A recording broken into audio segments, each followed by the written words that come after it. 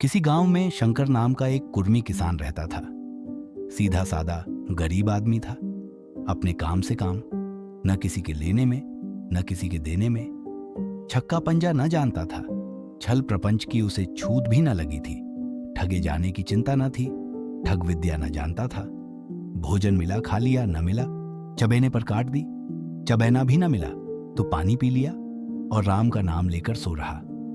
किंतु जब कोई अतिथि द्वार पर आ जाता था तो उसे इस निवृत्ति मार्ग का त्याग करना पड़ता था। विशेषकर जब साधु महात्मा पदार्पण करते थे तो उसे अनिवार्यत सांसारिकता की शरण लेनी पड़ती थी। खुद भूखा सो सकता था, पर साधु को कैसे भूखा सुलाता, भगवान के भक्त जो ठहरे। एक दिन संध्या समय एक महात्मा ने आकर उसके द्वार पर डेरा जमाया। तेजस्वी मूर्ति थी, पीतांबर गले में, जटा सिर पर, पीतल का कमंडल हाथ में, खड़ाऊं पैर में, ऐनक आंखों पर। संपूर्ण वेश उन महात्माओं का सा था जो रईसों के प्रासादों में तपस्या, हवा गाड़ियों पर देवस्थानों की परिक्रमा और योग सिद्धि प्राप्त करने के लिए रुचिकर भोजन करते हैं। घर में जौ का आटा था, वह उन्हें कैसे खिलाता। प्राचीन काल में जौ का चाहे जो कुछ महत्व रहा हो, पर वर्तमान युग में जौ का भोजन सिद्ध पुरुषों के लिए दुष्पाच्य होता है। बड़ी चिंता हुई, महात्मा जी को क्या खिलाऊं। आखिर निश्चय किया कि कहीं से गेहूं का आटा उधार लाऊं, पर गांव भर में गेहूं का आटा न मिला। गांव में सब मनुष्य ही मनुष्य थे, देवता एक भी न था। अतएव देवताओं का खाद्य पदार्थ कैसे मिलता। सौभाग्य से गांव के विप्र महाराज के यहां से थोड़ा सा मिल गए। उनसे 1.25 सेर गेहूं उधार लिया और स्त्री से कहा कि पीस दे। महात्मा ने भोजन किया, लंबी तान कर सोए। प्रात काल आशीर्वाद देकर अपनी राह ली। विप्र महाराज साल में 2 बार खलिहानी लिया करते थे। शंकर ने दिल में कहा, 1.25 सेर गेहूं इन्हें क्या लौटाऊं, पंसेरी बदले कुछ ज्यादा खलिहानी दे दूंगा। यह भी समझ जाएंगे, मैं भी समझ जाऊंगा। चैत में जब विप्रजी पहुंचे तो उन्हें 1.5 पंसेरी के लगभग गेहूं दे दिया और अपने को ऊढ़न समझकर उसकी कोई चर्चा न की। विप्रजी ने फिर कभी न मांगा। सरल शंकर को क्या मालूम था कि यह 1.25 सेर गेहूं चुकाने के लिए मुझे दूसरा जन्म लेना पड़ेगा। 7 साल गुजर गए। विप्रजी विप्र से महाजन हुए, शंकर किसान से मजूर हो गया। उसका छोटा भाई मंगल उससे अलग हो गया था। एक साथ रहकर दोनों किसान थे, अलग होकर मजूर हो गए थे।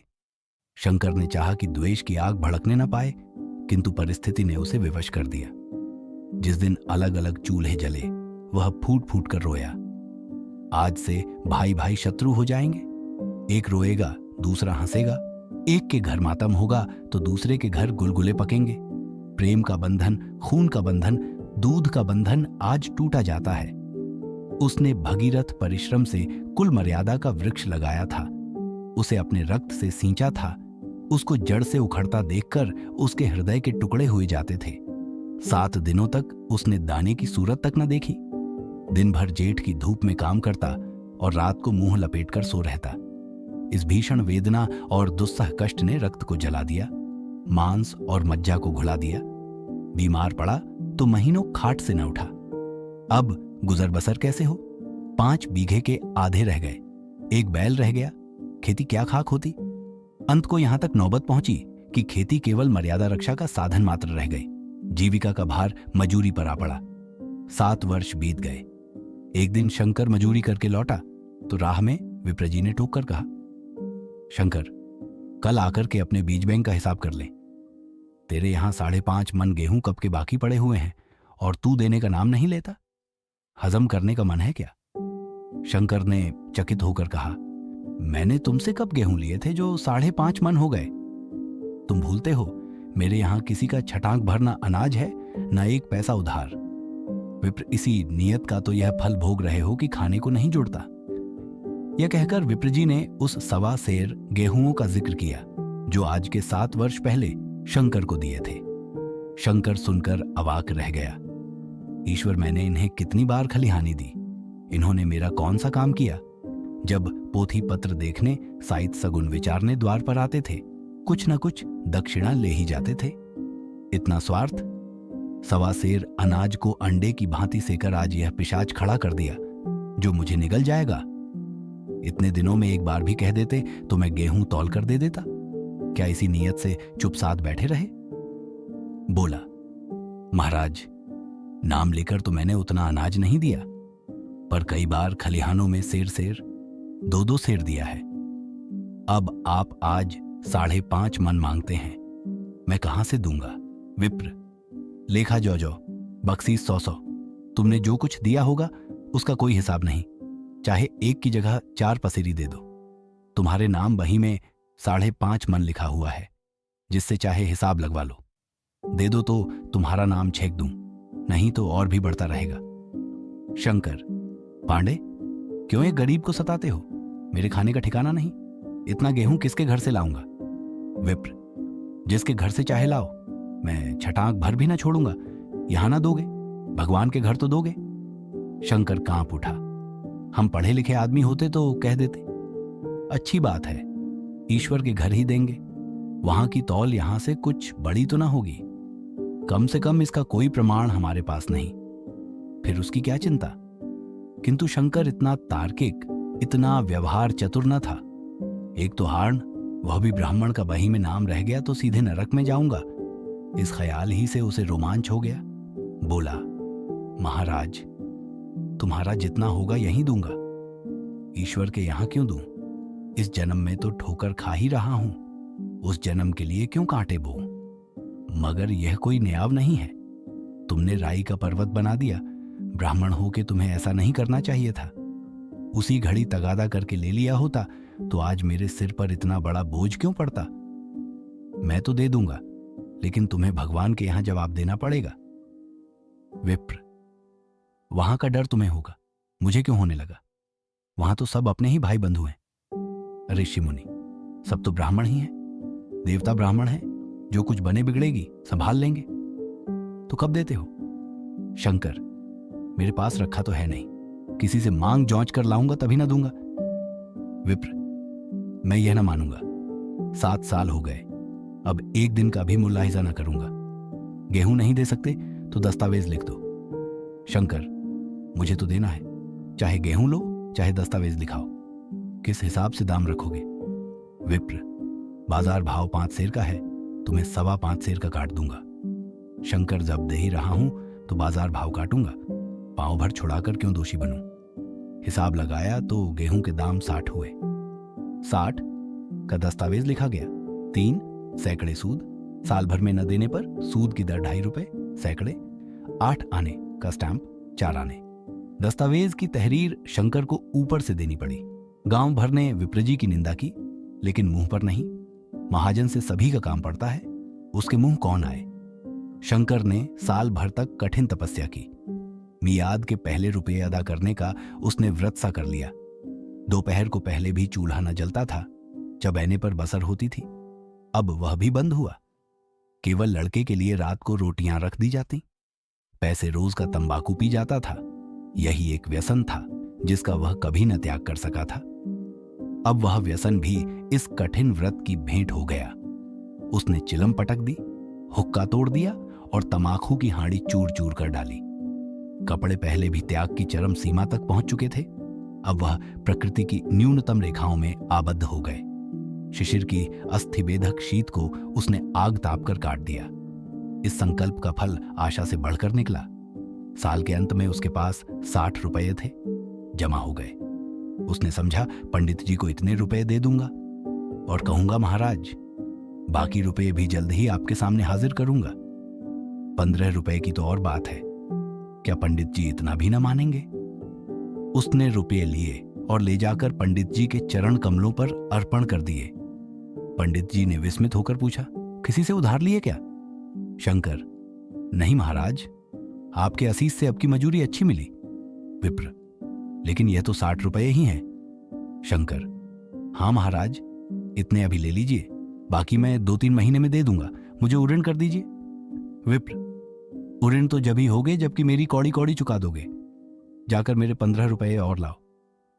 शंकर, महाराज इतनी दया करो, अब सांझ की रोटियों का भी ठिकाना नहीं है। गांव में हूं तो कभी ना कभी दे ही दूंगा। विप्र, मैं यह रोग नहीं पालता, न बहुत बातें करना जानता हूं।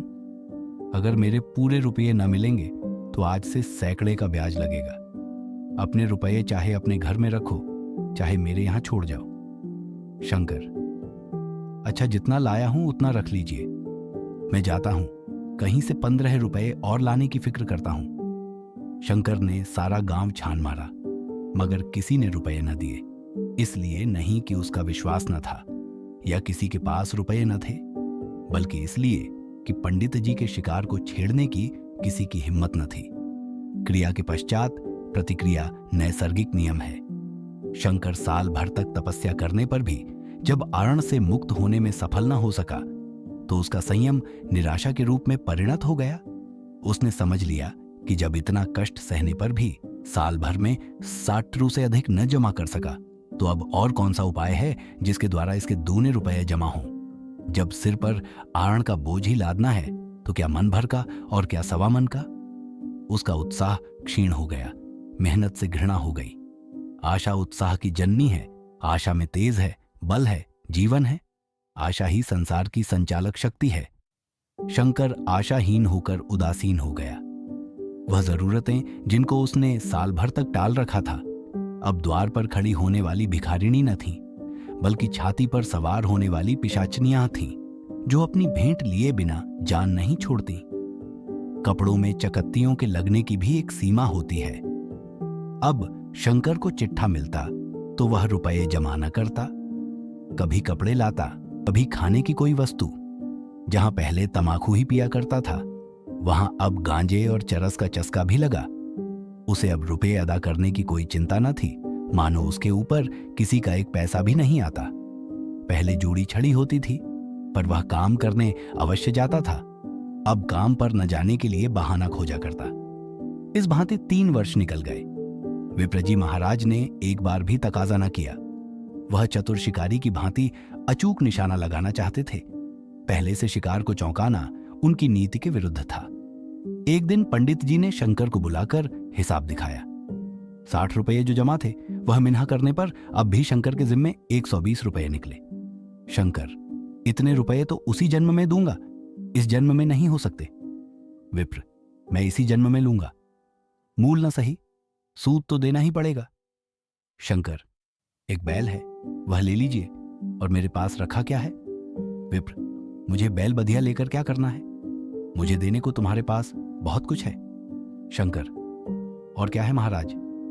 विप्र, कुछ है, तुम तो हो। आखिर तुम भी कहीं मजूरी करने जाते ही हो, मुझे भी खेती के लिए मजूर रखना ही पड़ता है। सूद में तुम हमारे यहां काम किया करो, जब सुविधा हो मूल को दे देना। सच तो यूं है कि अब तुम किसी दूसरी जगह काम करने नहीं जा सकते जब तक मेरे रुपये नहीं चुका दो। तुम्हारे पास कोई जायदाद नहीं है, इतनी बड़ी गठरी मैं किस एतबार पर छोड़ दूं? कौन इसका जिम्मा लेगा कि तुम मुझे महीने महीने सूद देते जाओगे? और कहीं कमाकर जब तुम मुझे सूद भी नहीं दे सकते तो मूल की कौन कहे? शंकर, महाराज, सूद में तो काम करूंगा और खाऊंगा क्या? विप्र, तुम्हारी घरवाली है, लड़के हैं, क्या वे हाथ पांव कटा के बैठेंगे? रहा मैं तुम्हें आधा सेर जो रोज कलेवा के लिए दे दिया करूंगा। ओढ़ने को साल में एक कंबल पा जाओगे, एक मिर्जाई भी बनवा दिया करूंगा। और क्या चाहिए? यह सच है कि और लोग तुम्हें छाप आने देते हैं, लेकिन मुझे ऐसी गरज नहीं है। मैं तो तुम्हें रुपए भरने के लिए रखता हूं। शंकर ने कुछ देर तक गहरी चिंता में पड़े रहने के बाद कहा, महाराज, ये तो जन्म भर की गुलामी हुई। विप्र, गुलामी समझो चाहे मजूरी समझो, मैं अपने रुपये भराए बिना तुमको कभी न छोड़ूंगा। तुम भागोगे तो तुम्हारा लड़का भरेगा। हां, जब कोई न रहेगा तब की बात दूसरी है। इस निर्णय की कहीं अपील न थी। मजूर की जमानत कौन करता? कहीं शरण न थी, भागकर कहां जाता? दूसरे दिन से उसने विप्रजी के यहां काम करना शुरू कर दिया। 1.25 सेर गेहूं की बदौलत उम्र भर के लिए गुलामी की बेड़ी पैरों में डालनी पड़ी। उस अभागे को अब अगर किसी विचार से संतोष होता था तो यह था कि वह मेरे पूर्व जन्म का संस्कार है। स्त्री को वे काम करने पड़ते थे जो उसने कभी न किए थे। बच्चे दानों को तरसते थे, लेकिन शंकर चुपचाप देखने के सिवा और कुछ न कर सकता था। वह गेहूं के दाने किसी देवता के शाप की भांति यावत जीवन उसके सिर से न उतरे। शंकर ने विप्र जी के यहाँ 20 वर्ष तक गुलामी करने के बाद इस दुस्सार संसार से प्रस्थान किया। 120 अभी तक उसके सिर पर सवार थे। पंडित जी ने उस गरीब को ईश्वर के दरबार में कष्ट देना उचित न समझा। इतने अन्यायी, इतने निर्दयी न थे। उसके जवान बेटे की गर्दन पकड़ी। आज तक वह विप्र जी के यहां काम करता है। उसका उद्धार कब होगा? होगा भी या नहीं, ईश्वर ही जाने।